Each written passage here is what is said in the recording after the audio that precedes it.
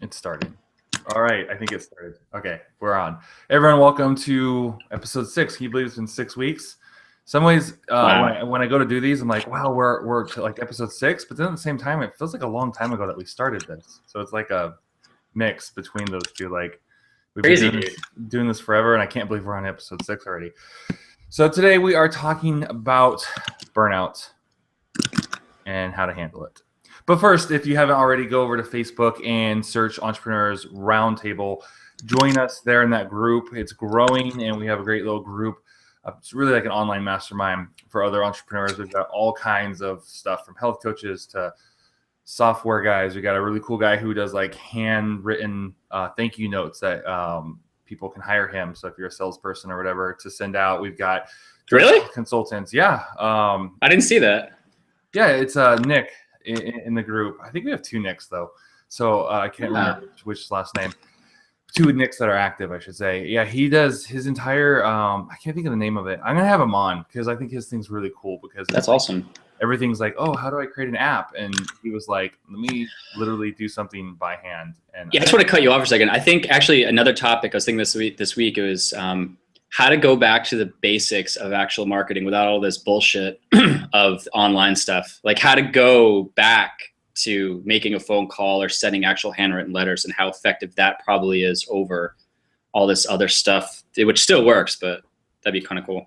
Yeah, well, it's just like the whole, whatever can stand out type thing. So at some point, something's a great idea, and then everyone does it, and then it's like, oh, I don't care anymore because everyone is doing the same thing to get my attention. And then, if everyone leaves that for the new thing, then old things can become popular again. And there's also the whole like who you are and what works for you. Like not everyone can go, so and so is having success with this, so I should do this too. It's like, no, does that fit your brand? It's No. true. If it's not, then don't do it. Yeah, there's also, I think that are also, and granted, we're getting off topic, but I think there's something to just, calling someone who's in your target market and saying, hey, I can help you with this, instead of being like, I'm going to do this crazy roundabout way to get them to like me in this 6-page sales funnel. It's like, just sometimes I'm like, why don't I just call them? Hey, let's cut through all the bullshit. Yeah. But, so, okay, let's, I guess, jump over into today's actual topic of burnout. don't cut me off, Jared. You cut me off first, man. So we'll definitely have him on for that episode to talk about his business. 1, because it's really a cool thing, and then 2, because we can jump into that, like, what works and the success that he's having, but then also like the success that the people that are working with him are having. So actually, it's funny. I'll say one more thing about that. I saw someone like, I don't know if they're directly copying him, but I saw someone announce in another Facebook group, like, hey, we're launching this new thing. We're doing, thank you notes, handwritten thank you notes, blah, blah, blah. And I knew he was in the group, that same group. So I was thinking, oh, I wonder what he's going to say. And she's going on about like all these things they're doing. And so people are asking questions. And he asks her, like, so how many sales calls have you made yet to talk to people? And she's like, oh, none yet. I'm doing like the whole, basically like that whole like back end process, and we're setting this up, and when we don't have the infrastructure set up yet, and blah, blah, blah.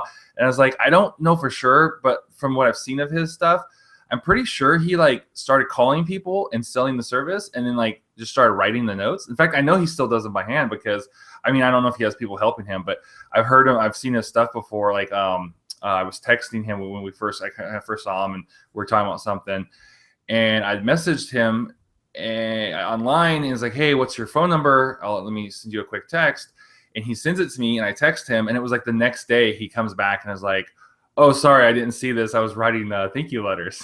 So he was up like, wee hours of the night actually doing these things by hand. Wow. So far as I know, it's like he does these by hand, and then he gets on the phone, like old school, just, sales, and like calls up companies and sales professionals and is like, hey, if you're in sales, blah, blah, blah, gives all the stats and everything.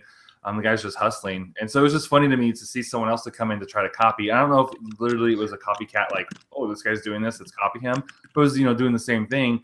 And I believe it was a she was putting all of her attention into this back end digital funnel stuff where he's just picking up the phone, calling people and getting customers and making money. So which kind of leads into burnout, because it's like at some point, we're both going through this launch.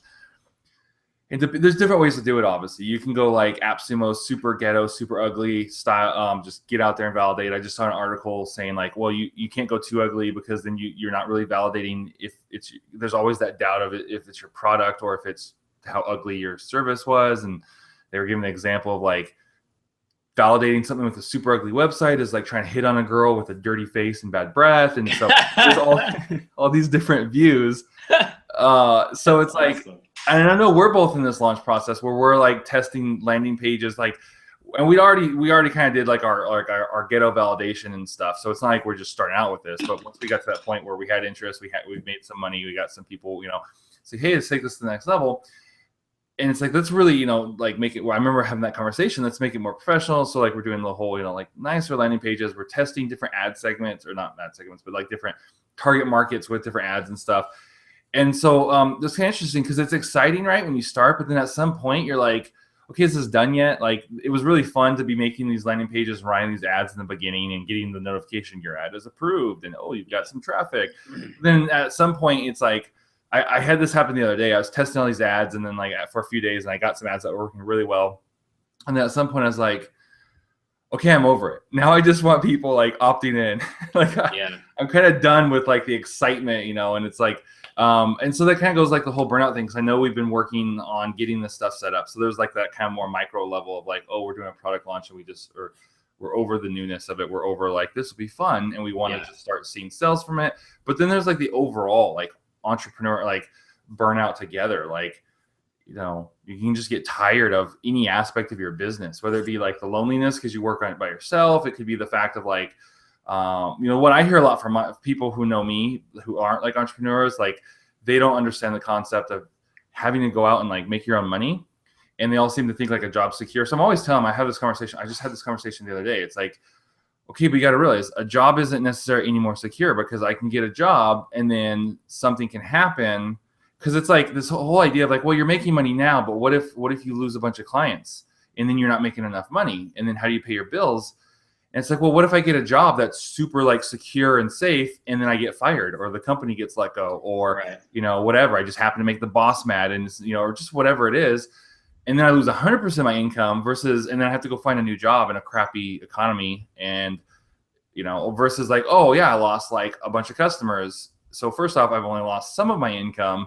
And then secondly, like I can go out and in a matter of days, hours even, but like really, like on a really bad case scenario, in a matter of like a month or two, rebuild all that versus like a job. Like sometimes you're lucky and you can bounce from job to job, but other times you're just done for like a year. Like I know people who have spent like the last year, 2 years, even 3 years. Like I have one buddy who went back to school just because he's like, I can't get past an interview. Like there's so many people applying, like maybe if I go back and get a degree, that might help. That's so stupid. That's such a stupid way to go and do that. Just make yourself stand out. But I know that's off topic, but why would you pay more money to be the same exact spot you're in? You're just not standing out. That's what I told him, but that didn't go over real well. He's not stupid. Just the approach should be, you shouldn't need to do that. That's my point. Well, it's that mindset of thinking. So, but I mean, I kind of went off on a tangent there. Like that could be, one way to get burnt out. And so it's just, there's a lot of things you get burnt out on. Like I said, even from loneliness to the whole, having to do it all yourself, the overwhelm, whatever. Yeah. So that's why we were kind of want to talk last week. I know we kind of had the idea that we want to talk about this. And I should say Gideon will be joining us in just a minute. He's actually on his way home from something. So nice. He'll be here in just a minute.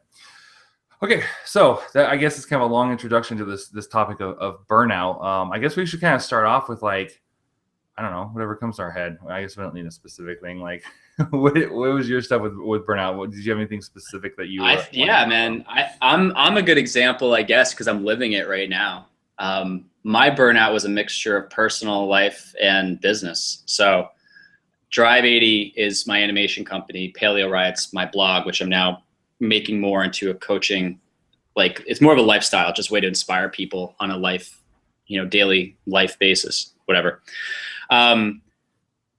So I started Drive 80 in 2012 when I started it, I was like, oh, I'll do everything. And then I just narrowed it down to animation. And then I took it off with animation. And then it cost me a lot of money to make the animation. So I had to up my rates and all this stuff. And then it started to limit clients. That's just like the woes of business. But I was still super into it. So from 2013 is when I really started pushing animation, and I was doing that the whole time. And then by the time 2014 started, about a month into it, my wife left me. So I was like, fuck. And 3 months before that, my dad had passed away. So it was like there was the personal side of it that hit me, but I had my business and I just went strictly. So when my dad passed away, I was super focused on my company, and I was like, this is what's keeping me from, you know, cracking right now and like dealing with reality. So I put all my energy into that. And then when my wife left, I did the same thing even more. And so I had a business coach at the time. It's this guy, Dave Shanebeck, who was the guy who basically started Babies R Us. He did start Babies R Us, who we were going to have a guest in August. And he had been coaching me for about 7 months. And I walked in after it was like 2 weeks after my wife left. And I was like, I want to own the world.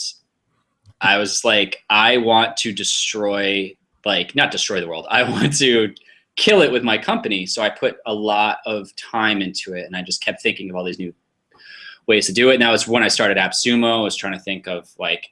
You started AppSumo? I thought that was Noah. I started AppSumo. I don't even know what they make. Sumo Me was my idea. So I have 2 billion websites. But when I started doing the program on AppSumo, that was right. It was all at the same time, and it was fucking nuts. So I put all this energy into the business, and where my burnout happened was a year after that, because you figure I just got my biggest rejection at the beginning of January, personally. And then I kept doing sales, which I had been taking Sandler sales training up to then, which I highly recommend if you're looking to do sales. It's insane. So I was getting really good at sales, but you still have to prospect when you're in sales. That's, you know, emailing CEOs of companies cold and being like, you know, and then trying to get them to talk to you and all shit. And then you get them on the phone, then it's just rejection and rejection and rejection. And then there's a sale and there's rejection and shit like that. So that whole year was just full of rejection, starting with the biggest personal one and then just slow one. So I just got fried. Hence why I'm sitting here in Santa Monica right now after selling everything I own and just traveling around the country. So I'm in the process of becoming non-burned out. Yeah, something that you said in there, and then I'll let Gideon jump in since I see he's joined us. But something I want to point out, what I see in that, and what I've seen just, you know, in burnout with myself and other people is, when you become, I mean, there's multiple ways you can get to burnout, but like to me, what I've seen is like the number one risk factor is when you put too much of your identity in something. So like you were clearly talking about how like, okay, well, I was having some, you know, issues in life, and rather than, you know, whatever, like I just remove myself and I put like, if not 100%, like the majority of my identity of who Mike Doyle is and what makes him feel good about himself into the company, which is obviously one thing. Right. And then so you're going, it was working well, but then once that started, whether, you know, you got bored with it or whatever, like it was like a complete failure, right? Versus not failure, but like a complete burnout, I should say, failure into burnout. Yeah. Instead of it being like, okay, you know, I've been working, I got my life going really well, I got my business going really well, you know, I'm healthy, and then like let's say one thing happens, like your business goes to crap, or you know, like, you know, when your wife left you or whatever, like if you had all these things that you'd invested yourself in, and you know, and then you'd spent personal development time, so you weren't necessarily, obviously, like we attach like pride to what we do, but right. You were a little more healthy in that sense, which I know is what you're doing now and where you're getting, and you come a long way. And so when one of those things happened, whether it was like you got tired of your business, or even if your business, you know, you got sued or something, or it went away, or was doing really bad, or you know, when your wife left you, or any of these one things, it would have been hard, but you would have had more of that like foundation, you know, to stand on. Yeah. Versus going, I'm going to. It's almost like I can almost hear you thinking like, I don't care if this is healthy or not. I'm gonna, because I've done this too. Like I'm just gonna focus all my stuff into my business, and I don't care about whatever else. Not like you don't care, but like, I'm going to put everything into this. I'm going to. Well, you need to, when you have it yourself all into it, like you said, that's when you're personally involved in something. Anything your personality or your soul is in, you want it to feel good. So you use your business as that way to feel good. So when you make a sale, you feel really good, but that only lasts for maybe a week, and then you're back to, okay, I have to get another one of those. Mm-hmm. And then when you get hit with a bad thing, that lasts a while, especially until you get your next sale. So when you're utilizing your business as a crutch, and that's to help you feel good, and business is always up and down, that's where you start getting fried, you know? So I went from, my calendar from Monday through Friday would be full of like networking, cold emails, you know, education, all this crap. And now that I'm on the road, I have like 3 things that I put in my calendar. And I actually am bad about it because I forget to look when things come up. The only things that I know that I do constantly is this call and tomorrow, like when the three of us talk. Like that's my constant, and then my calls with Jared. You know, that's like my constant thing. And I got so burned out that I literally was like, I have to just get everything off my calendar because I hate that stuff now. Even when I do a phone call, I like have this small dread because it was so painful. I'm like, oh my God. So I'm literally slowly healing right now. So this is like an interesting conversation. Yeah, it is. The end. Why don't you join it, Gideon? You don't know anything about burnout, though, right, Gideon? You're good all the time. You wake up. Yeah, Gideon's calm and collective all the time. Yeah. Yep. Wake up, have tea, and the whole day just goes well. Swims in his money like Scrooge McDuck. Yeah. Well, and also, Gideon, I know that you're really big into like positive affirmation. You're a big fan of The Secret, right? So you just get up and you read The Secret, and you're good for the day, and that's all you have to do, right? I was about to say, I was like, are you serious? No, I'm not. I thought he was serious too. No, I know he's the opposite. So I was like trying to draw him. I was like, all right, welcome to the conversation. Let me stir it up and rile you up and get you going. I was like, Gideon, we have so much more to talk about now. Yeah. But how much I'm a douchebag. Is that directed at Mike? Yeah, am I a douchebag? What? Yeah. The Secret's a good movie / book. And the movie's good. Is it? And apparently, if you're Nick Unsworth, it's also a good tattoo. So. Nah. So Gideon, tell us about Burnout. What's your how do we present this, Jared? What was it like? How to get through it, or? Well, we're just in general. I mean, I kind of in the beginning opened up multiple things from like burnout in a small area to burnout in like overall life and bigger stuff. So it's just we're kind of just talking about burnout in general because I mean there can be major burnout like Mike, like you had, where you literally sold everything, hit the road to try to heal and recover, to like I'm just tired of this one thing I have to do. I'm tired of sitting at this automation that I need to get done by the end of the week, and I'd rather just go take a nap by the pool or something. I don't want to work this week. Like it can be on a smaller scale. Yeah. Burnout. I can't remember how many times I've burnt out.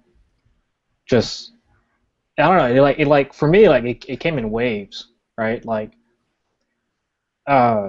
starting this whole entrepreneur journey thing, like I was super motivated and I'd be like working every day, and then every night after I put the kids to bed, like I didn't mind, like I would just do the work.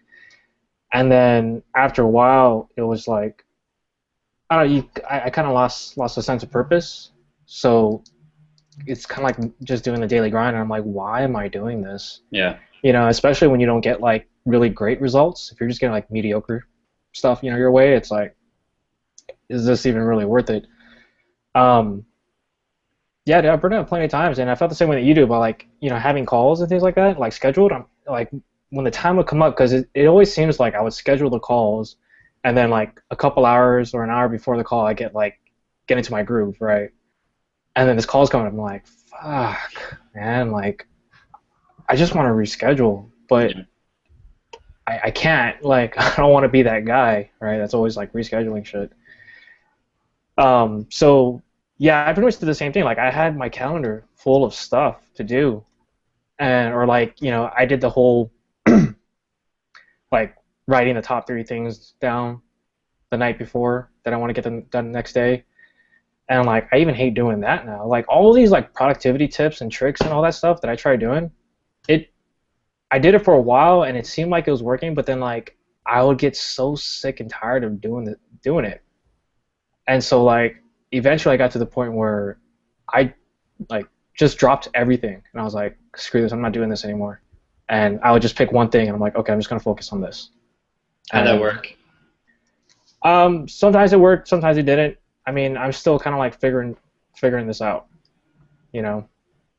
but I'm not burnt out anymore. I kind of like let a lot of things go, like deadlines, like the stress of like trying to get all this stuff done in time, or like to get some type of return on the time investment.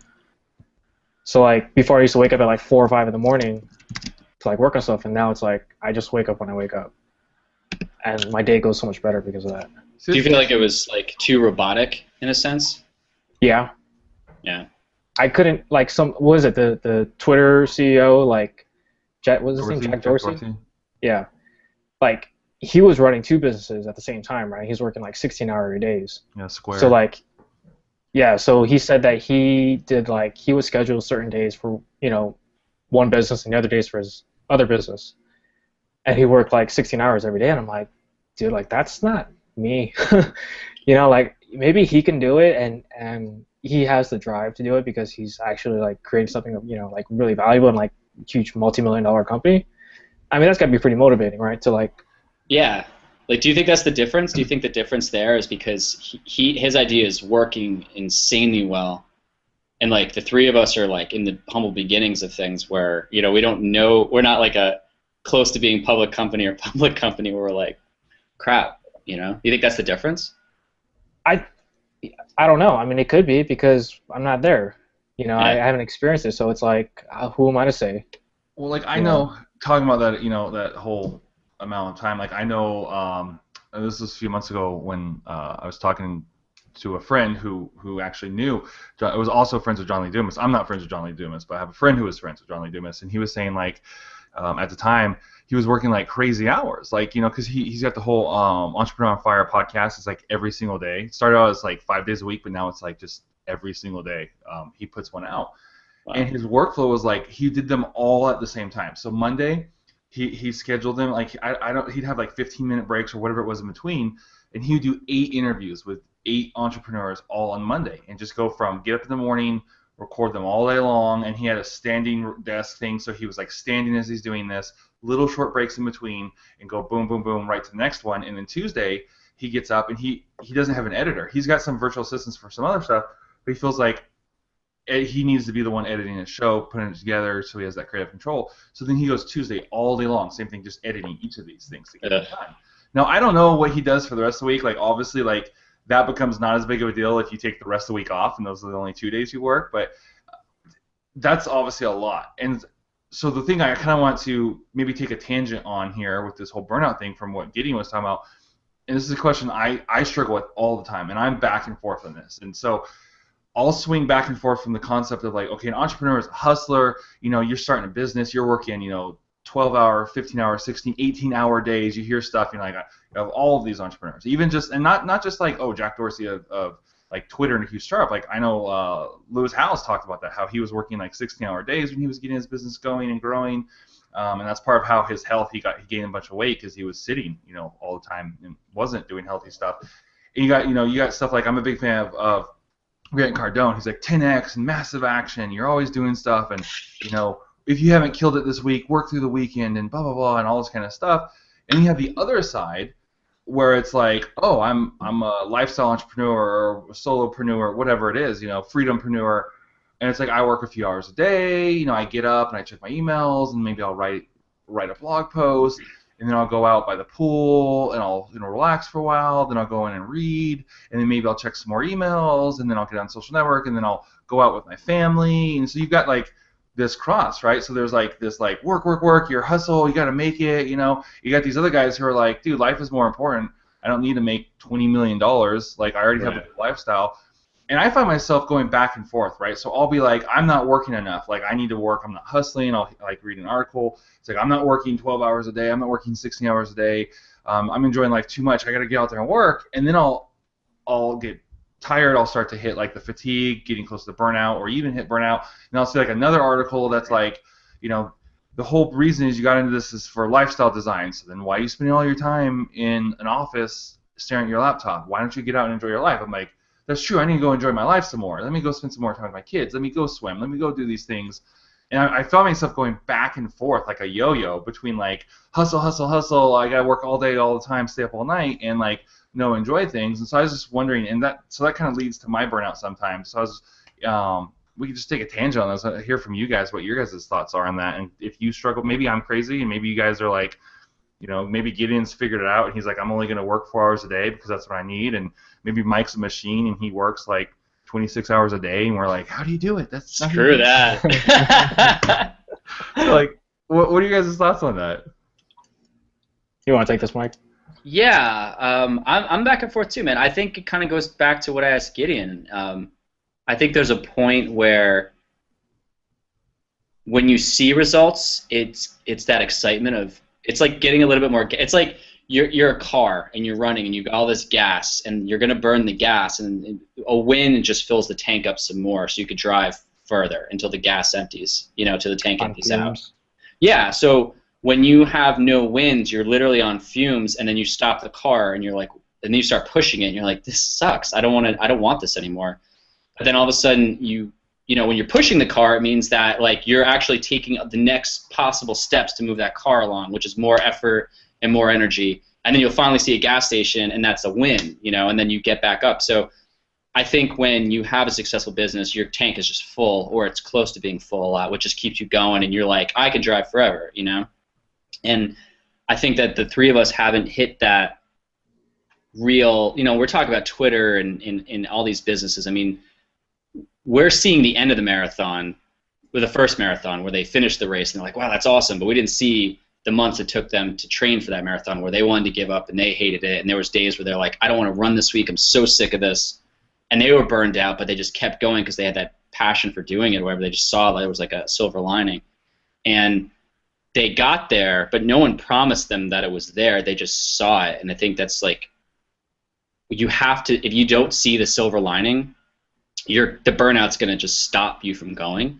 And I think with the three of us, is like we see where we want to get to, but we're still in the very beginning of it. And like we're on like week 3 or 5 of a 6-month program of running or something, and it's like, Jesus, how much, when can I just get to the day? When do I get to mile like 18, and it's like, and it's kind of cool because people watching this, like they're literally seeing the beginnings of things, and there's many things that can happen with this whole thing because we can keep doing this whole, video thing. We could do this for the next year, and none of us can get any success, and they're going to see a real life example of that, or we're all going to start hitting that point, and then they're going to be like, holy shit, we just watched these guys talking in this video, to now they're talking about the employees that they hired, or like, or the new car they bought because they're like making bank, So I think having those wins will like dilute that burnout sensation,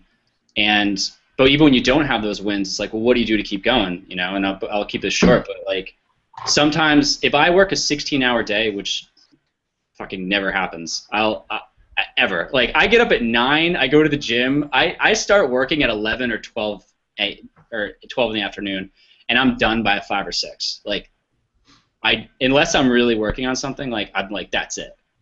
And so that's interesting because one thing that I'm really, I don't want to say obsessed with, but like I really kind of look into, probably spend too much time, is like the routines of other people. Like, do they get up and start working? How early do they get up? I know we were getting up for a while at 4 in the morning, and then like checking with each other like at 4:30. Like wow. As accountability partners, like, okay, we'll jump on a quick call, motivational call, by 4:30, make sure we're working. And then I went through other phases where like lately I've been staying up late and I've been getting up later, and it's been so hot I've been like going to bed early and staying up. Anyway, so I'm always interested, right? So then, like Mike, like I just assumed because you're high energy, I know you're a sales guy, so I just assumed, and you're into health stuff. So like, again, I just made the assumption that you got up super early, you were at the gym by like 7 o'clock, and then and then you came home and you'd gotten up, had breakfast, all this stuff. You're home, you're showered, you're ready to go, you're working. And then you made that comment about like, oh man, it's like 10 o'clock and I got to go to the grocery store. I'm so behind on my day. And then you just said like you normally don't even get up until 9. I got another entrepreneur buddy, Bradley Morris. He's a big yoga and stuff like that, or not yoga, meditation and stuff. And he gets up and he plays golf. Every morning. So he doesn't even start his business until like sometimes as late as noon. And he goes in because he's training to be a pro golfer. So he gets up and he golfs every single morning without fail, comes home, doesn't start till 11, 12 o'clock on his business. Yeah. And to me that's fascinating because I actually have some psychological issues with that, which I can get into in a minute. But I just want to kind of hear your guys' take on that. Like, do you feel like you need to – obviously you don't feel like you need to get up and be working early. I used to. I mean, I don't want – I'll let Gideon jump in this, but like I used to get up at – 5:30 in the morning or 5:50 and go do like a bunch of CrossFit when I was living in Jersey, and then I'd get home, eat whatever, and then I'd go to my office by like 9:30. But I'd always leave by, I'd leave between 3 and 5 because I was like, whatever, man. Like, you know, but now I just decided my health is my top priority. And with what I'm doing as well, it's like to be someone who's teaching people about health, I can't not be healthy. So going to the gym is part of it. But at the same time, it's like I was programmed for so many years that's 9 to 5, where I'm like, no way, why? You don't have to put that much time in. So I just said, screw it, man. I'm 100% focused on myself, and I like getting on my computer and being like, oh, I'm like motivated now. I'm in a rush to get there. So that's what led me to this, and I'm actually seeing more success now. I understand that, but do you ever feel like, okay, so let's say it's 11 o'clock, right? You've done your other stuff because your health's more important. And that I understand, especially on like to acknowledge it mentally. But then, like, do you ever sit down, let's say, 11 o'clock, 12 o'clock, you're just now starting to work for the day, and be like, and feel guilty or feel like demotivated because you're like, oh, the day is half over and I haven't even started working yet. What have I done all day? More motivated. You're what? More motivated. I'm motivated at that point because I'm like, crap. It's because if it's 11:30, I'm like, shit, I better get going. Okay, but so that helps you. You don't feel like you've already failed. You feel like, okay, now I got to get going. I've done everything else. Now I can just focus on work, and I got to get going because it's already almost noon. 100%. What about you, Gideon? What's your take on everything? Well, first off, like the whole waking up at 4 or 5 in the morning, or like in like the 5 a.m. club, I don't think it's such a big deal anymore, right? Like, it's nothing special about it. Like, oh, whoop-de-doo, you got a couple hours less sleep, just so you can wake up before everybody else and work on some stuff. I'm like, whatever. Dude, like, I started to learn, like, I guess pay more attention to like my body and my like mental health, and I need sleep, like at least 7 hours, 7 or 8 hours. So like I said, like I used to like work at night, and now like I hang out with my wife at night, and we will like just watch TV shows and just kind of unwind for the night. But yeah, sleep is super important. I like the whole, I guess, lifestyle entrepreneur, if that's what you want to call it. Like, I work probably like I take the kids to school in the morning by like 7 or 8 o'clock. Don't really care when, as long as I get them there by 8. For last week, they were actually waking up at like 5:30 in the morning. Kids are crazy, man. Yeah. And so because they're up and I can hear that I'm up at 5:30 in the morning, I'm like, like, okay, like let's go. And just I can work until about maybe 12 or 1, and then I'm fried. Like, I can't do any more thinking or creative thinking or anything like that. So that's something that I had to like learn on my own, where it's like, I can probably put in a good like maybe 4 or 5 hours of work in, and then after that I don't try to do any more, because it's like, you try to like push past that line to where it's like the whole bell curve thing, right? It's like your creativity and then your workflow starts going up, and then once you hit that point, it starts going down, and if you keep pushing, it's like your quality of work goes down with it. So it's like, what's the point, right? Like, just take that break, and then try to recharge, or like go take a shower, go exercise, go for a walk, or a run or a hike or whatever. Which I was supposed to go on a hike today. Totally forgot. So is your hiking partner like waiting for you at the base of some mountain now? No, he told me he was gonna figure out his schedule and get back to me, and I was like, all right. I'm gonna tag you on your Facebook page now. Hey, Gideon, it's good talking to you currently. So do you think that if like, let's say like the email product that you launched, it's like booming, do you think there's a big difference between the setup process of limiting you to 5 hours, and then this thing's killing it, and then there's a reason for you to work from like further, because you got more like, there's a reason, like you said, a purpose for me to give make long hours, longer hours. Yeah, I can definitely see that, where like if I had a client and he's like paying me a ton of money to get this done for him in like a timely manner, it's like I can push through. Like, I have the energy because I've done it before. Right. Like when I'm doing work for other people and I'm getting paid for it, it's like that's motivation. Yeah. When I have to do it for myself, it's like, I can take my time on this. Well, I hear too, like, it sounds like you're not working, not that you are opposed to or can't, like you said, you can do it, but you're no longer in that phase of like, oh, I feel obligated to do this just because, Forbes or Time or like, entrepreneur or whatever, they keep putting out these magazines about like highly successful, get up early and how to be a morning person and all these things. You're past that. Like, I don't have to do that just to feel like I'm accomplishing something. Well, that's part of the reason why I stopped reading those type of articles. Yeah. Because it's like seriously, like, it's the same shit over and over again. Oh, how to be a successful entrepreneur, like 10 things that successful entrepreneurs do that others won't.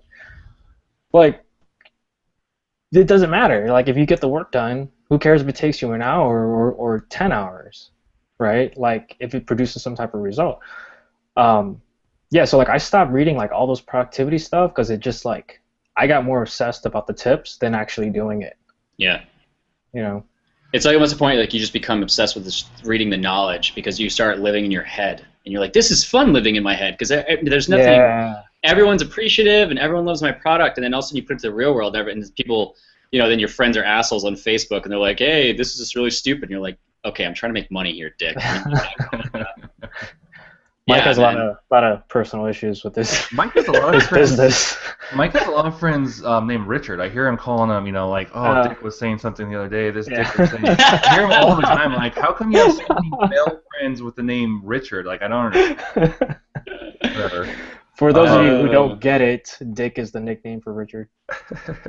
Okay, so really quick, I want to. That was. Thanks, Gideon. Yeah. The more you know. Our slow audience of 2. Apparently our target demographic is like idiot entrepreneurs. We just lost everyone.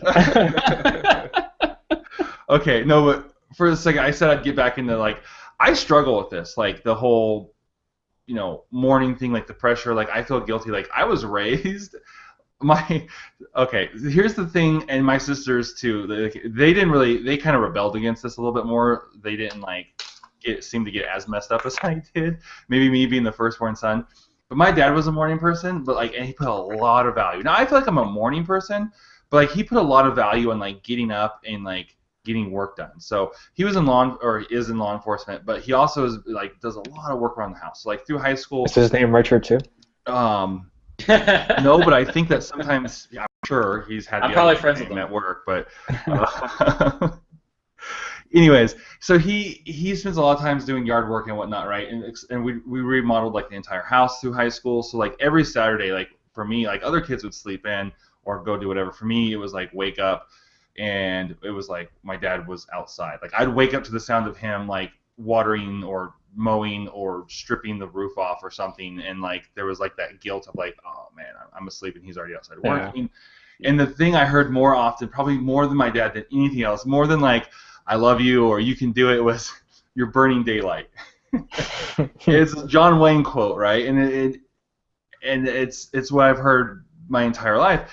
And it was so bad that when my wife didn't understand. So when we first got married, my dad would call, especially on a Saturday. So on a Saturday we'd be sleeping in, and so it'd be 8:30 in the morning. I'd get a call from my dad. And I was I'd reach over, I'd grab my phone, I'd look, and I see it's my dad. I'd I'd sit up, and I was and I'd kind of stretch really quick, and she's like, what are you doing? And I was who's calling me? You got that morning voice, and then I'd see, and hello? Trying to sound like I was awake, I wasn't sleeping in at, 8:30 on a Saturday morning, and he'd be like, oh, did I wake you up? It's freaking hey, man, every time, and she's like, why do you care? Who cares if you're sleeping? Oh no, it's 8:30 on a Saturday. You're still in bed. I'm like, oh no, I was awake. I was just laying around or whatever. And she's like, why do you care so much? And so even now I carry that in, and I recognize that it's kind of silly, but I carry that into my business sometimes. So if I get up, I'm what? I'm gonna get up. I'm gonna let myself wake up more naturally. I'll get up and then get my kids breakfast, or if I'm I need to spend more time on health stuff, go on my morning jog or reading, whatever it is. It seems like I have a hard time making it stick because I feel guilty. If I'm not within the first 45 minutes of waking up, sitting in front of the computer doing some sort of productive work, I feel I'm bad or I'm slacking or something. I have this thing. Even if I'm doing personal development stuff, I can be out jogging. And it doesn't matter. If I go out and I jog I'll give myself an hour and a half to walk and jog. You know, I got up and I had breakfast, a good healthy breakfast. I come back and I'm you know, like do meditation or reading or journaling or whatever it is, and then it's like 2.5 hours go by. Then I go to sit down to work. I'm like, oh, I failed for the day because it's like I've been awake for, you know, over 2 hours and I haven't even started working yet, and it's something I really struggle with. That's why I was kind of asking you guys. I'm getting a little better at it, but it well, let's think about how many years you had that what's the word? Like implants. Yeah, exactly. Like that's the old way of doing things. And now when you read like the 4-hour work week, you know, granted, when Tim Ferriss is writing this, he's like a millionaire running this company. But at the same time, you can still live that way, and you could live that lifestyle, and you can be as productive in 2 hours. You'd probably be more productive in 2 hours. Like think of, like say Gideon, you had a project due 3 weeks from now, and all of a sudden it's the night before. Like, do you do it spread out through the 3 weeks, or do you wait for the last second and you like just pummel it? Yeah, for the most part, I would always wait till the last second, and then I would just bang it out. Yeah, and that's when you were most productive because there's a fire under your ass, and you have to be super focused at that point. So yeah, like I don't your like best doing that work. anymore. What's that? I don't like doing that anymore. Right, but you can do that though. I'm not saying it's the best practice, but yeah, no, that's something I'm definitely trying to change though. Is like spread it out more evenly so that it's just little spurts throughout, you know, every day instead of like one long night or day of doing work. Because it's like I hate it. I hate that feeling. You know. High school cram session, you know, feeling, yeah. Yeah. You know, like I did that all through high school. I mean, I did well, but that's not the point, right? Like that's not good work. Like I don't think that's like a good work ethic. It's not a good work ethic, but it's like it's not a good work ethic, but it can. It works. But it's like my point was basically like you can, if you're spending 2 hours a day on your business, that's might be all you really need to get, because it's like sometimes you start adding tasks for no reason because you need to stay busy, you know, and then that's where burnout comes from too, because you're like, I've got to finish these 10 tasks that actually aren't going to lead to any money, but I think they're going to lead to money, so now I'm going to worry about this, and then it's just like burnout, you know? Quick silly example of that. So it was last night or this morning. I woke up this morning like at 3:30 and couldn't go back to sleep, so I got up and did some work and then crashed and went back to sleep after a couple hours. So I'm working on this email. What's that? Slacker. Yeah, I know. I did. I woke up and it was like almost 9 o'clock, and I was like, seriously, I'm not getting up till 9? I was like, well, actually, I got up at 3:30. I worked until 7, laid down, back down at 7:30, and then but still, I was like, oh, it's 9 o'clock. I don't know how you can do that. And some people get all. Anyways, that's a whole other thing. So I was working on this email. No, I didn't do it. It wasn't a discipline thing. I literally woke up at 3:30, and I was like, I am 100% awake. Like I could lay back down and try to go to sleep, but I will lay here for like an hour or so, and then I'm gonna probably it's gonna kill my sleep cycle. I'll sleep all day or something. So I just got up. It was fine. So anyways, I'm working on this email automation thing, right? And I was working on this email, and I was going through to find these pictures. I needed like 4 different pictures for these different, you know, points inside this email to illustrate it. And I was looking for the first one, and like right away I found one that's like good enough. Like if 100% is like I commissioned someone to take this picture to be exactly what I need, I found like an 80-85%, like within the first 60 seconds of looking.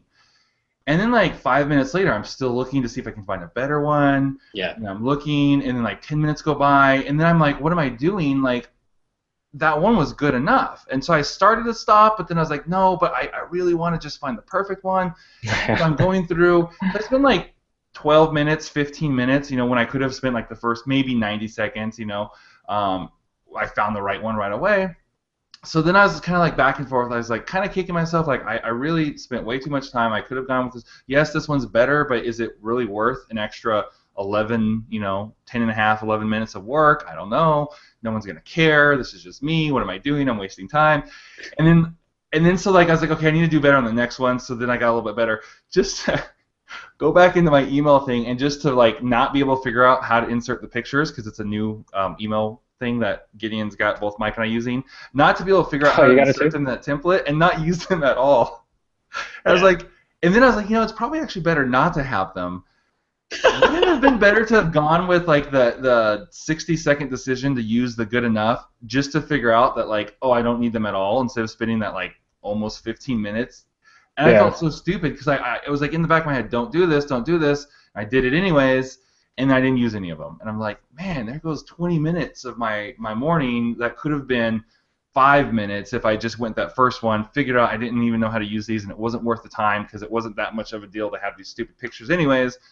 Yeah, little silly example, but I don't remember talking about, but I think that related to what we were talking about. See, like where my productivity would have gone there was I can make a better picture. So I'd find a similar image, I'd open it up in Photoshop, and then I'd realize, oh, Photoshop needs an update. Oh, that's 30 minutes right there. So let me wait 30 minutes for Photoshop to update. As I'm doing that, I start watching YouTube, and I'm like, oh, this looks fun. Oh, I should do a video right now. So I start outlining a video I should do. And it's like, oh my God, it's like just. You're just like all over the place, man. That's why I've been little things to like guard me against myself. Like I've been using, even though I'm a total Adobe guy and I've got all the stuff, and I've been trying not to open Photoshop unless I have to. I've been doing as much as I can with PicMonkey because it's so much faster, and then there's less options. So like I literally can't do that, right? I can't get distracted. So it's like I upload my picture. I don't even waste my time 90% of the time with any of the filter stuff, and the text is super basic. There's like, oh, here's like 20 filters. Half of them you have to pay for, so that limits down, or fonts, that limits that down. I pick a font right away. Oh, it's super easy. I click, I put my post. Okay, looks good. Download it. I'm done. Versus like you said, I open up and I'm like, I could do this 3D thing, and then let me bring in the Cinema 3D Lite thing, and do the 3D. So like I've been trying to use PicMonkey just so I don't get inside of Photoshop and spend half my day creating one, thumbnail or something. So what would be like a takeaway? I'll start with Gideon. Like, what would be a takeaway for, a tip to not burn out?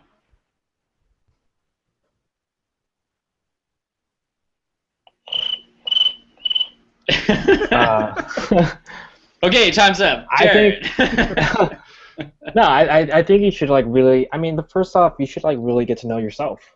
Know yourself, know your body, know your limits, right? Because you'll keep hearing like all these like motivational posters and people talk about like I've never heard a poster, by the way. I've never heard a poster. Okay, thank you, Jared.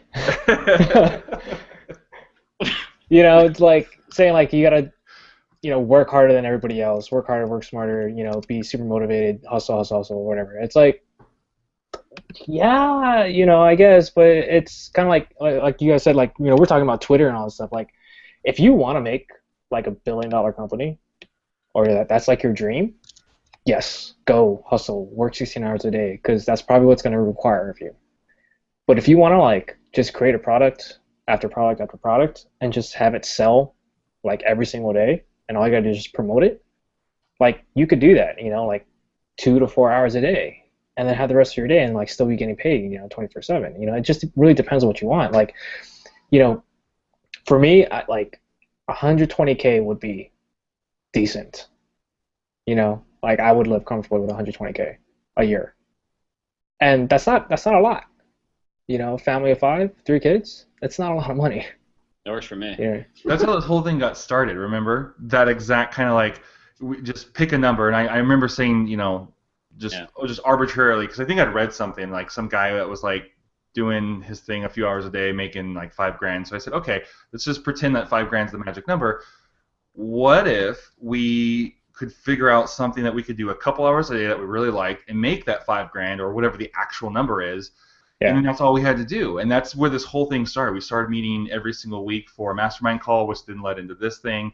And I know we're still getting started. We're only about 2, maybe 3 months into this or whatever it is, maybe less, but like how much happier we all are, not feeling like we have to invent like the next, crazy whatever. We could go, like you said, 120K. Okay, what if I can get to 120K in the next 6 months, and then maybe that changes later. But what, if I can do something I love, spend a few hours a day, spend time with my family, spend time doing CrossFit, spend time whatever it is, and then that's how this whole thing started. So I love that you brought that back up. Yeah. Yeah. So I guess back to your original point is like learn about yourself. What's your limits? How far can you push yourself while still putting out quality stuff? And do you even care about being super productive or like on point and things like that? You know, like some people are just I don't know what you call those type of personalities, to where like they are super organized and like they have to be. Like if you're that type of person, then by all means. But for me, I'm like, I was stressing myself out, and I was stressing my wife out with like, I'm like, listen, you need to schedule, like if you want me to do something, you need to schedule it. Like you need to tell me about it the day before. You know, because I was like, it was just every day was like a constant thing, like something new would pop up, and then it was just it got really frustrating and stressful. So after I let all that go, I'm like, okay, let's just get it done. You know, like I'm pretty much done for the day, whatever, and I can always come back to it. You know.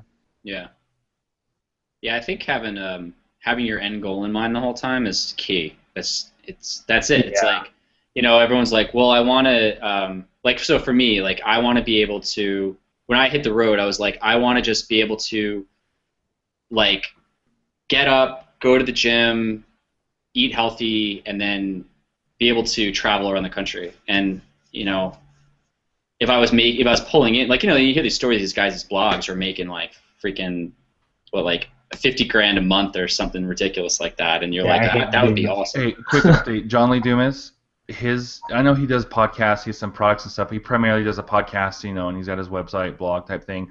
For last month, he put out his financial report, over $500,000 he made. In a year? It's like affiliates. Last month. Last month? Who is this? John Lee Dumas. We talk about him all the time. Because remember, about a year ago. So here's the thing. Here's another thing that before you go on, that you get too caught up in, and this is where the whole shiny object syndrome comes in, especially when you're an entrepreneur.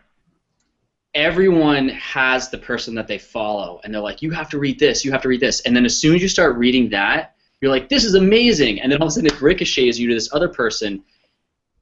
I probably have been to about 1,000 websites this past year, and I've maybe read like 5 sentences about this person instead of really diving in deep and sticking with one, you know?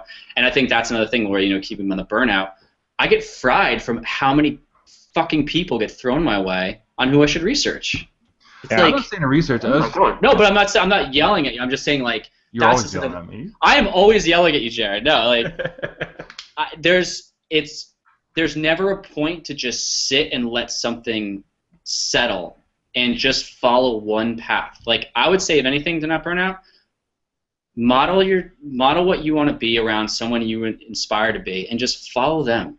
Like, don't follow everyone else. Just like, what is this person making? What's their day-to-day life like? Like, you know, what are they thought of in the industry? And start thinking, does that match you or where you want to be? And just follow them.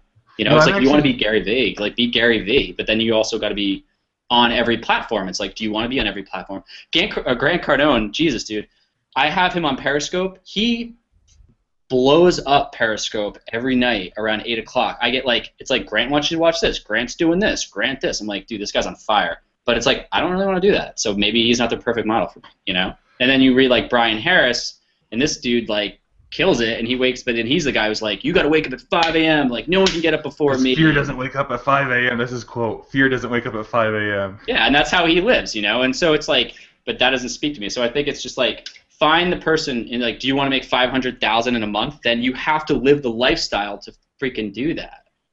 You know? Yeah, and I've actually done that, and I know we've talked about this person recently, but I kind of, as odd as when I say who it is, as a mashup is, because like at first I thought it was gonna be like Nick Unsworth, right? Because I felt like I kind of related to him, and you know, and all this stuff. But then as I was really like looking what it would mean to like model, and that's actually where I first learned about modeling was from him. So I was like, oh, I'll model this guy because he seems to, you know, be doing similar to what I'm doing. And as I actually looked at it, I was like, well, I don't want to do that. I don't want to do that, and you know, all this kind of stuff. It's like I want to kind of be similar to the end result of him, but I don't want to take the actual path he took to get there. So, so I started looking around, right? And of course, I love AppSumo stuff, and I used to really model Noah, but you know, Noah's a very different person than me, very different, you know, personality type. And so it's like I can't really model him because I can't do the things he does, and because it would kill me. Like it wouldn't work. I'd be stressed out and frustrated. And in therapy, like he is. Yeah. Which he is. He promotes it all the time. He's like constantly there, and you think he hates people because he just does this stuff. I wouldn't say he hates people, but yeah, he. If you read the boards, he hates people. Okay, I consider Noah a friend, so I'm not gonna. I'm not talking shit. I'm just saying, like, if you see his interactions, like he's so fried No, I'm not going to talk. Look at this. He's so fried. I'm not going to say anything bad about him right now. He's so fried from the beginning parts of it that it changed the way he spoke, and actually you don't really see him on YouTube. And he actually ended up switching his business model a little bit and stuff because of it. But because he got fried. Yeah, and so in the beginning I did model him, and it helped me in the beginning. But then especially once I got to know him and I went and I met him and stuff like that, I was like, cool, it works for him, but I can't do that forever. So again, this is gonna sound weird, but maybe it won't. But who I actually ended up on is like, you know what, the person I feel like I can relate to, I don't want to use the word energy, but like not that we relate specifically, but I just felt like, oh, I can follow what this person has done. And you guys, if you thought about it for a second, I'm sure you could guess because I talk about her all the time. It's Kimra Luna. Right. Like I love her whole vibe, even though I'm not her and I'm not punk rock and I'm obviously, not a mom and stuff like that, not vegan, all the stuff that she's into. I'm almost the opposite on that stuff. Like I love how she's built her business. I love her attitude. I love her just everything. The way she's done it, she's using webinars and like I love being on camera. Like there's so much about it. I finally was like, you know what? I'm gonna stop trying to model these other guys, and yes, I'm gonna be inspired by Grant Cardone and all this stuff. So I'm like, okay, I'm gonna spend like 85-90% of my modeling or person I even pay attention to it that that if that's a better way. It's like I've really stopped reading a lot of other stuff. Is her, and then with like a side of Gary Vee because the guy's just awesome and it's like drinking an energy drink. Like I've literally been like, man, I'm really feeling tired. Let me go for a walk and listen to some Gary Vee. And I come back and it's like, well, should I go to bed early? No, I'm gonna crush it. I'm gonna get out. I'm gonna work. Because he's so motivating. It's like But again, his actual what he does, like I don't want to go out there and do all the things he does because I don't relate that way. But versus with Kimra, like I like the actual process. Her, not to copy her exactly, and I've tweaked some stuff. I'm not doing exactly what she's doing, but I've taken a lot of it and modeled off her because I like what she does. I like how her daily life looks. I like that she spends so much time with her kids, and I like that she doesn't care if people are calling her horrible things because that's not where she puts her self-worth. So I've really resonated with her, and I've really cut out a lot because I used to do the same thing. I had all these articles. I had that Pocket plug-in. I had all these articles to go back and read, and I'd read something and I was like, I need to stop spending time with my family right now. I got to go work. I haven't been working, and I was like, forget it. I've like cut out all that kind of stuff too. So it's funny that we're all kind of on a similar wavelength, and some of the stuff we haven't even talked about. Yeah, man. I did the same thing. Yeah. Yeah. Well, no, I mean, like I recently did the same thing. Like I started. I've signed up to like so many different lists that and before anybody says anything, like I know there's that unsubscribe me plugin or whatever. Doesn't work. Yeah, it doesn't work. They just start spamming you, so you still get all your other stuff and you get their reports. Yeah. So I started unsubscribing manually, right? Like every day, I go through like every new mail that I get. I just go through like into maybe like 10 or 15 of them I unsubscribe, and I'm unsubscribing from fucking everybody, dude. Like Ryan Lebeck, all the big players that you hear about now. Like I'm unsubscribing because I'm like just constant promotion. I'm like I don't want to read this anymore. Yeah. The only person that I want to keep on is James Altucher because I love his stories. And it's really fucking fun to read, and I get a lot of value out of it, right? Like I actually learned a lesson out of what he's done, and maybe like a handful of others. Right, like the old story with like the point at the end to improve your life, yeah. Yeah, and so kind of like what you were saying, Jared, like you're taking a little bit of like Kimra and a little bit of like Gary Vee. I think you can do the same thing with like you pick like 3 to 5 people, and then just take what you like about certain aspects of their lives or personality or their business, and just take those parts that you like and leave everything else behind, right? And just incorporate those little things, and then you kind of create your own little mashup of your own, modeling, right? Does that make sense? Yeah, man. I think, yeah, absolutely. So you don't have to like. I guess like what I'm saying is like you don't have to be exactly like that person or live their lifestyle. Just take what you like. Like steal those ideas that you like and then use it for your own. Yeah. Yeah, it's like if you're in a band, you always have your favorite guitar player that you want to be like. I think like when I was back when I was in a band, there's this guy, Matt Riddle, who played for Face to Face, and he played with his fingers, and he was just like super fast. I was like, oh my God, I want to be like him. So I just practiced my ass off and just played with my fingers all the time. And when you're playing fast punk rock, like your hand starts to cramp like really bad. Mm-hmm. But I just focused on him. And then I saw this guy, John, from this band called Bigwig, and his stage presence was like insane. So he used to jump around all over the place. I was like, I want to do that. So I just like modeled myself off of him.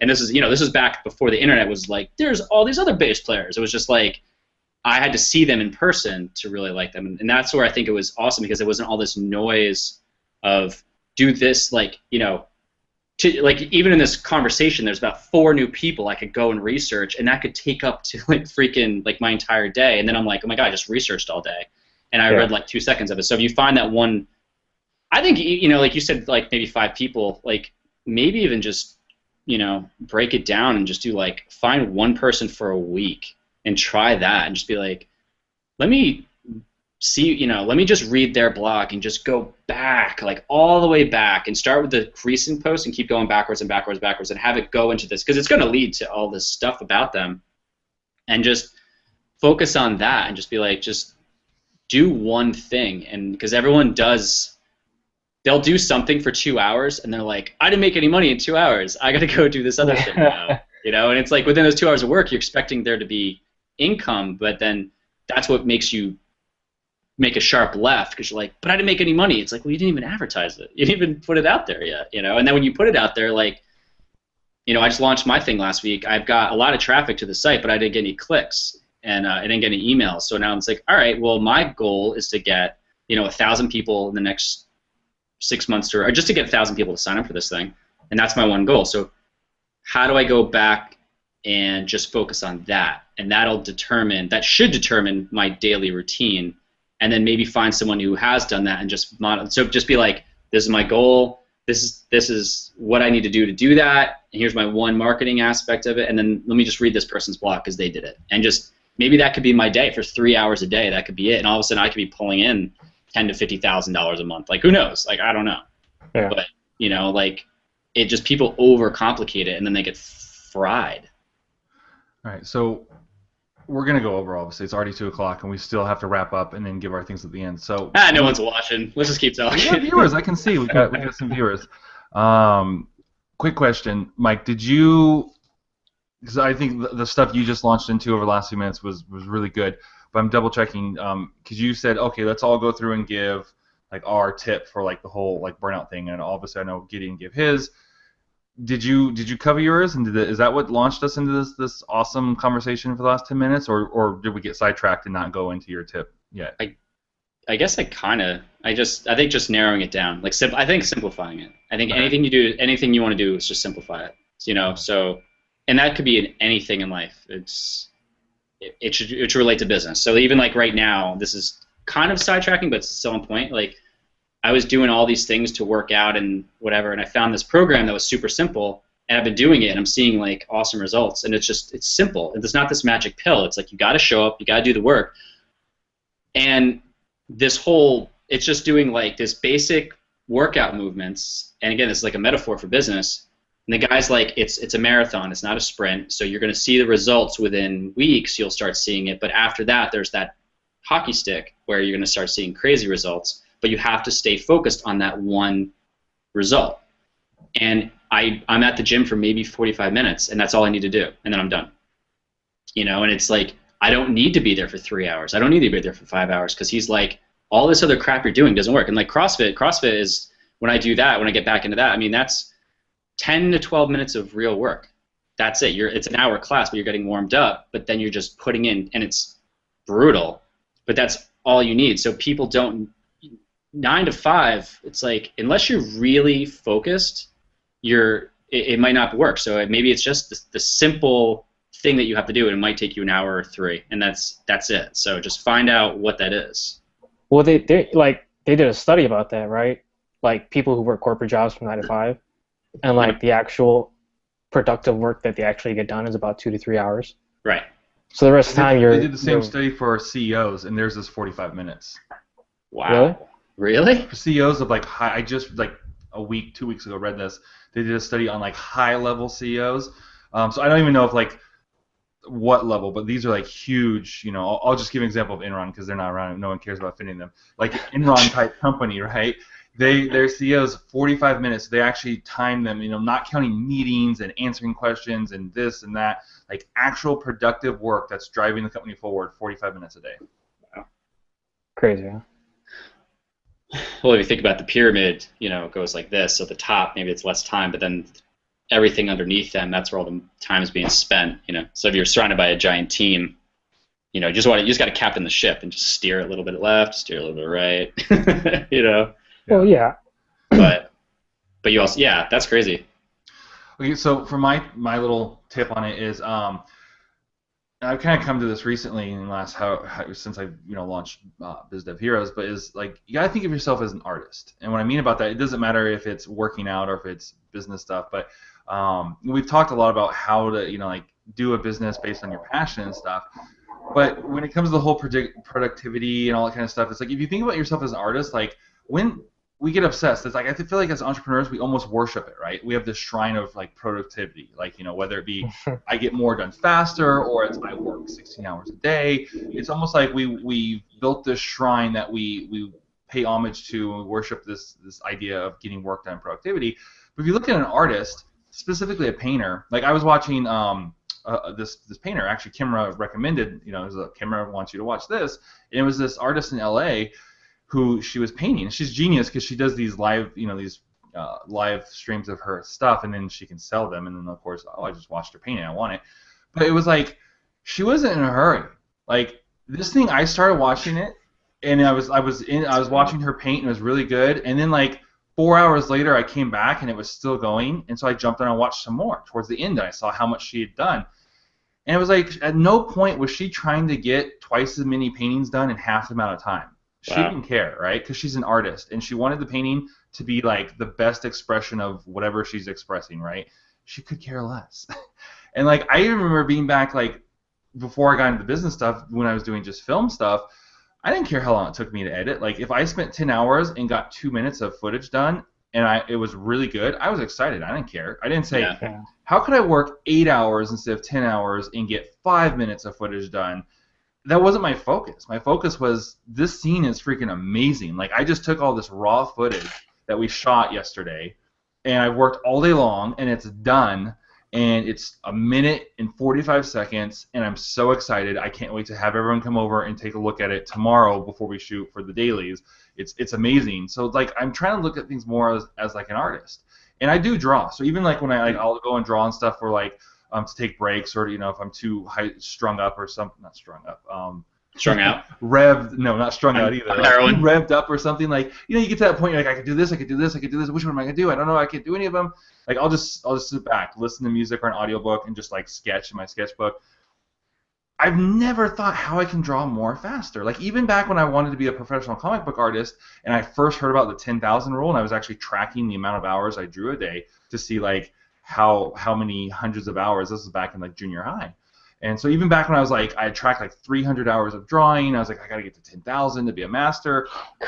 I never tried to do it faster. Like my thing was just to be dedicated to my art and to get to 10,000. I was never like how could I draw with both hands so I can get twice the amount. Like I never thought of anything crazy like that. It was about honing the craft, and this all triggered a couple days ago when I saw this random video on Facebook. About have you ever heard of guys who like fell trees? And they get really precise, like they can fell a tree like exactly within a few inches. What is it? A what? What? It's when you chop a tree down. But like you go out and you chop a tree down, you chop a tree down. But like if you're a professional, it's called felling a tree. Okay. I guess falling a tree sounded weird, so they went. I don't know why, but like I just grew up hearing about my grandpa talk about this, and I was like, oh, it's too grammatically correct to say it that way. Yeah. So yeah, they're lumberjacks. They probably it's felling a tree. They can't. They would lose their street cred if they said it grammatically correct. So he's got to worry about maple syrup and what the fuck are those things? Suspenders, flannel. Yeah, suspenders. So I saw this random video. It was like this 1.5-minute video of this guy like these two tree fellers, and so like I don't even know if that's proper. Oh, they're between the houses thing? Yeah, so there's like a house right here, and there's like a garage right here, right? So I'm kind of blocking the screen, but so there's like this, right? And then in this area was a patio that this tree, they built this like patio kind of next to this tree. And for whatever reason, it was a gorgeous tree. It was a tall like ponderosa pine. It was probably 100 feet. I don't know why they're cutting it down, but for whatever reason they were. And so it's like this whole area was the patio. They have a garage here and a house here. And there's literally like probably a 12-foot like walkway where you can walk between the house and the garage. And then it's just like parking lot and then forest. And this huge 100-foot, you know, tree, if I'm exaggerating, then it's like 80 feet. It's tall. And it's, you know, it's probably like, it's big, right? So it's big round. For like, so if the space between the house and the garage was 12 feet, this tree was like about like 10 and a half, 11 feet wide. Okay, maybe, you know what I mean? Yeah. And so they had it, the video is right at the end of it. So they'd already chainsawed all this kind of stuff. They've got like wooden wedges and stuff in there.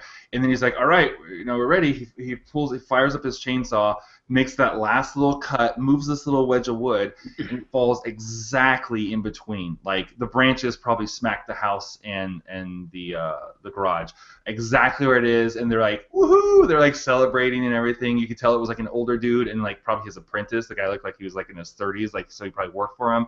And they're all excited. And I was like, heck yeah! Like we're an artist. Like that's artistry. Like you can't tell me that guy is not an artist. Like who else can do that? There's probably like a couple hundred guys in the world who can do that. And honestly, I guarantee you that's not cheap. The guy may not know how to read, but he can probably get, you know, $1,000 to go out and cut a tree down. He's a stupid bumpkin, but goddamn, he can fell a tree. So, and that was like, you know what? I think I shared it, and it was like, to me, it was just a testament of like figuring out what it is you do and mastering it, and not, you know.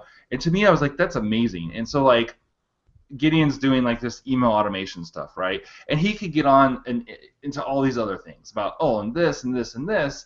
But because he chose that, and because he spent the time researching it, Mike, me and you were both using MailChimp, and that was holding us back. And we kept using that as an excuse because, the automation is this and that. He goes, guys, here's what you need to do. And I was like, okay, I disagree with him. MailChimp's awesome. But I didn't just go spend 15 hours researching this in the last week and a half like he did. Let me try it out. And I started using it, ActiveCampaign, I think, and that's what I use now. I'm like, oh my gosh, this is amazing. So like I've been using it as like, this is fantastic. And forever, like I already thought of Gideon as like the copywriting guy, but it's like he's like the email guy, you know, and that helped me. Like he was able to come in and fell that one tree for me that like no one else could handle, and it was huge. And so it's getting back to that whole artistry of it is like you can get burnt out, I think, because of the peripheral stuff. Like I'm trying to do this, but I'm burnt out because I'm spending all my time on all these side things, like the funnel and this and that and the like gate on Facebook social stuff and this and that. When it's like, no, you do this, and if you could spend like 80-90% of your time on that, and all this other stuff can either get hired out or that's what you spend like 30 minutes a day or whatever just to make sure it gets done. That I think helps to limit burnout. Yeah, because you're focusing on your area of your artistry. And you become a professional at it. You know, you can either be good at everything or great at one thing. You know, and I think and I think that should go to your daily routine. You shouldn't be doing 10,000 things. It's like just do one thing really well. Like maybe it's just writing a blog post. That's it. That's all you do. You know, and maybe you spend an hour a day just writing it, but you launch one a week. So it's an hour every day for the same blog post for 5 days. You put that much effort into it, and the next week you launch it. You know, and maybe that's what drives the business your way. You know, but it's stop doing all these things and just find out what your main goal is, and just focus on that in a real simple way, so you don't get fried. And like when Gideon was talking about like, only working X amount of hours, like my first thought is like, well, I couldn't do that because it takes time, and I get frustrated if I go, okay, I want these 5 things done today. And then like one of those things ends up taking 3 days. Yeah. It's frustrating. Like, and then it's hard to keep working because then you feel like a failure.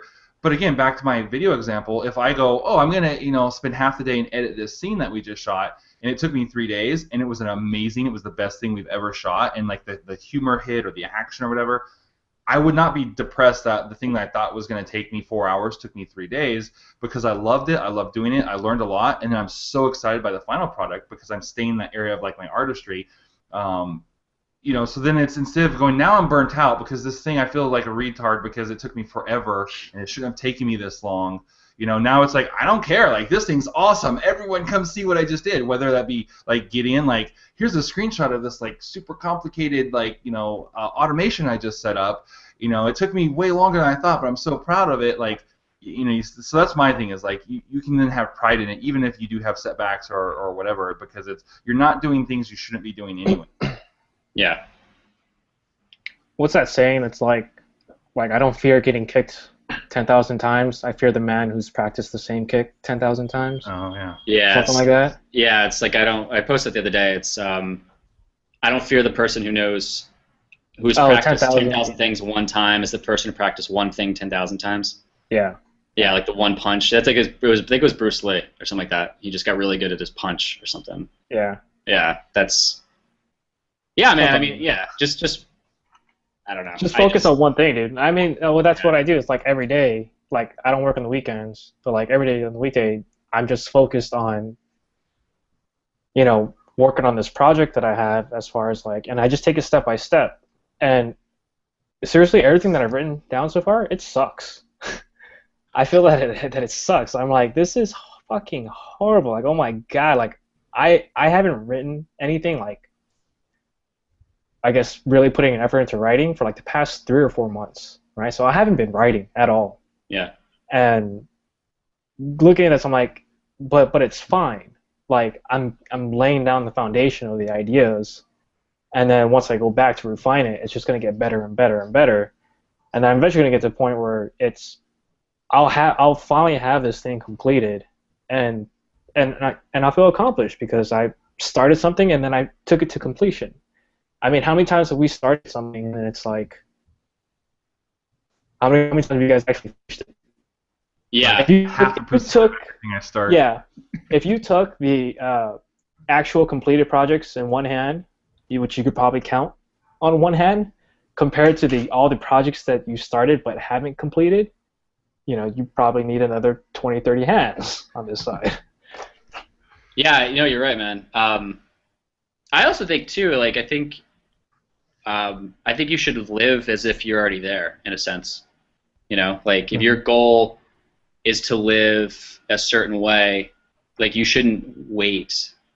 I mean, if your goal is to be a millionaire, you can't just spend money and go out and just buy, like, you know, like a real expensive car and a nice house and things like that. But I think you can live your day-to-day as if you are already there. And that's kind of what, like, I'm doing now is I was like, you know, when I started this whole trip, I was talking to you guys the whole time, and I was in Texas, and, you know, we were doing our calls, and I was like, I really just want to, you know, I want to work out, and I want to eat, and I want to just eat really well. I want to, you know, cook and all this other crap. I'm like, why am I going to wait until I make, you know, $10,000 or $50,000 or $100,000 a month to do this? I'm like, that's ridiculous. So I just started living it, and I started living that life. And actually, I backed off of Drive 80 so much that I don't know if this caused it by any means, but I mean, I have people email, like this last week, I think I had like 10 people email me about an animation project. I haven't done anything to promote the company. I just stepped back and like you know, I was like, all right, cool. I'll leave the lights on for the company, but I'm not going to go crazy over it. And I have, you know, return clients, they're coming back, and then I have them referring me to other clients, and I have like sales calls this week. And at the same time, I'm getting the sales call, I'm like, oh god, I don't want to do this. And I don't want to do it because I hate rejection. I like talking to people, but I hate going through an hour and then being like rejected. And that's where the burnout comes from. But it's like, I was like, I'm just gonna live the life as if I'm already there, because I don't know, I can get hit by a freaking truck, you know, like. It's just stupid, and you're stressed out. And, you know, I posted something. I found something the other day, and someone said something to me, and it really resonated. So I put it on my blog at the top of the screen, and they talked about, it was something I saw online, and they were talking about how many days you actually live in your life, and I thought it was really interesting. And I put it on top of my blog, so it says, and I made this up, it's like the average person lives 27,375 days. And I asked, and I put, how are you living then? So when you really take all this stuff that everyone's trying to do, and they're like trying to make this thing, whatever, it's like you really only have like close to 30,000 days from the moment you're born until you're dead on average. So it's like really think about what you want and stop like over-analyzing stuff, you know? And then sometimes if you're getting burned out, like switch it up. You know, if you're If you're, let's say you want to practice for a marathon or half marathon or something, and you hate running, but you really have to do it, and about 2 months in, you're like, I have 6 more months to do this. I hate this. Like, stop doing it. You know? And if you're like, business that you're building isn't going the right way, it's like, you don't have to do it that way. You know, even like right now, like I could be super into a health thing and like, you know, personally I'm going to stick with it, but the coaching part, I might wake up next week and be like, I don't want to do this. Because maybe it just loses the passion. There's too many Richards that are harassing your coaching. There's too many friends named Richard who are telling me nasty things on Facebook. But it's like, then I almost feel that, well, I put it out there so much that I have to do this. Like, no, I don't have to do a goddamn thing. Because like, no one dictates my life. I should dictate it. So I should stop. And you know, and that's what I've just been living this whole time, was just really simplify it. Like, empty my calendar. And the only things that are important to me, like, I love doing this. I look forward to Tuesdays. I look forward to talking to you guys on Wednesdays and talking about strategy and things like that. I look forward to talking to Jared on Monday. I basically only talk to you guys, from what I'm seeing. You know, I love coaching Jared. Friends too, don't worry. I love coaching Jared on Mondays because I get to talk to him about. I get to revitalize him, and then I've got Jamie. She's also in the entrepreneur group Roundtable. I started coaching her on Fridays, and now I got this guy in Curtis who's in the group. Now I'm going to start coaching him on Tuesdays. So it's like, it's starting to work, but I look forward to that. So I'm like, all right, cool. When I do that, I'm good. And maybe I'll spend another couple hours doing something else. But then, you know, I'll go see Jurassic World like I did last Thursday. I'm like, I'm going to see that movie, and I'm going to spend the next X amount of hours doing that because I don't give a shit. You know, so it's like I'm living the life as if I was the owner of a company, even though it's not. That's not making any money. I'd rather live it if it is, you know. It's like, I don't want to wait, because that's going to fry me. Yeah. So, yeah.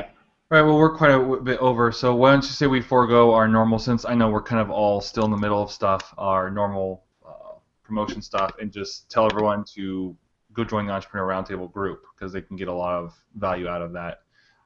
Facebook, just search it, Entrepreneur Roundtable. If you look at the notes, show notes, if you're on the YouTube video, there's an actual link you can just copy and paste right in there. Click join, and we will just add you right in and be part of the group. Is that good with you guys, or do you guys feel like you need to do some sort of update on what you guys are working on? Nope. No. Okay. Cool. So we'll see you guys next time. Thank you for sticking around, and everyone be awesome, I guess. Or no, do be awesome, not I guess. Be awesome. I guess. Give it a little bit of effort. That was such a weak ending. Be awesome. Do it, for sure. No guessing. Yeah, be like Shia LaBeouf. Yeah. Do it. Just do it. Do it. All right. See you guys next week, which just happens to be a Tuesday.